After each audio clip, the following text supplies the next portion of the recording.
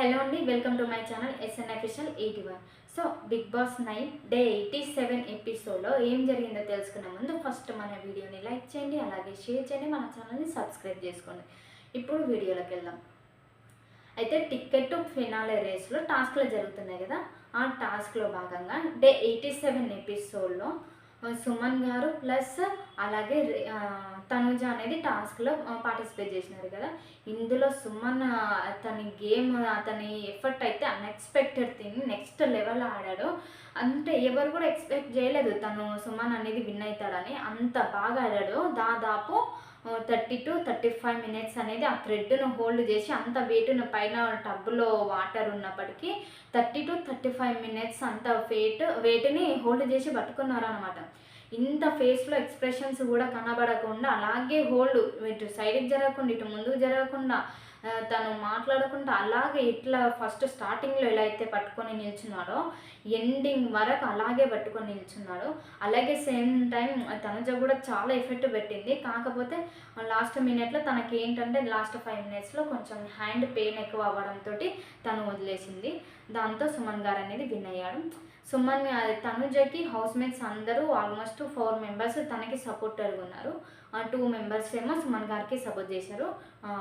Bharani garu and అలాగే demon Pawan ఇద్దరు support చేశారు. ఇక మిగతా వాళ్ళందరూ తనుజకే సపోర్ట్ చేశారు.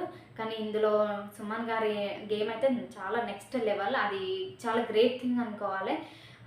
అంత బాగా ఆడాడు అన్నమాట. ఆ తర్వాత టాస్క్లో డెమాన్ పవన్, సుమన్ గారు, కళ్యాణ్ అనేది వీళ్ళు పార్టిసిపేట్ చేసినారు, ముగ్గురు. ఆ టాస్క్ ఏంటంటే చూసినారు కదా, అంటే బాక్స్లో ఒక చిన్న టైప్ ఆఫ్ బాక్స్లు ఉంటాయి. ఆ బాక్స్లో ఎవరి దగ్గర అయితే ఎక్కువ ఉంటాయో వాళ్ళు విన్ కదా బజర్ టైంకి. సో దీంట్లో భాగంగా డెమాన్ పవన్ అయితే విన్ అయ్యాడు.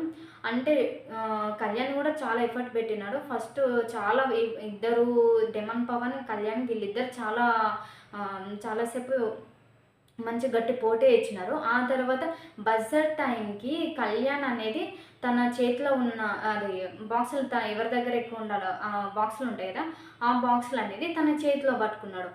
అక్కడ పెట్టాల్సిన కింద ఫ్లోర్ పైన బాక్స్ లోపల పెట్టాల్సింది తన చేతిలోనే పట్టుకునేసరికి ఆ టైంలో బజర్ అనేది మోగడంతో తను ఓడిపోయాడు అనమాట. అంటే ఆ టైంకి డెమన్ పవన్ బాక్సులు మాత్రం తన బాక్స్లోనే ఉండిపోయినాయి. సో డెమన్ పవన్ విన్ అయ్యాడు.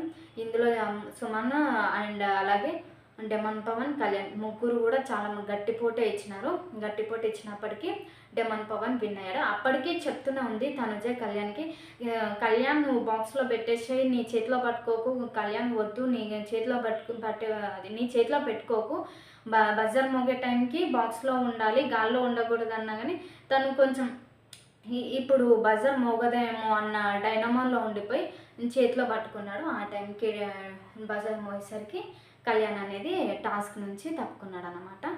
అంటే టాస్క్లో కాదు, తను ఇక ఓడిపోయాడు, ఇక డెమాన్ గెలిచాడు అనమాట. ఆ తర్వాత అలాగే ఇంకొకటి ఏంటంటే తనుజ ఓడిపోయింది కదా, దాంట్లో టికెట్ ఫినాలే రేస్ నుంచి అయితే తనుజ ఓడిపోయింది కదా. సో ఫస్ట్ టికెట్ ఫినాలే నుంచి తనుజ అనేది తప్పుకోవడం జరిగింది. తర్వాత థర్డ్ టాస్క్లో నిన్న జరిగిన థర్డ్ టాస్క్లో భరణి గారు అయితే డెమాన్ పవన్ భరణి గారిని అయితే చూజ్ చేసుకున్నారు.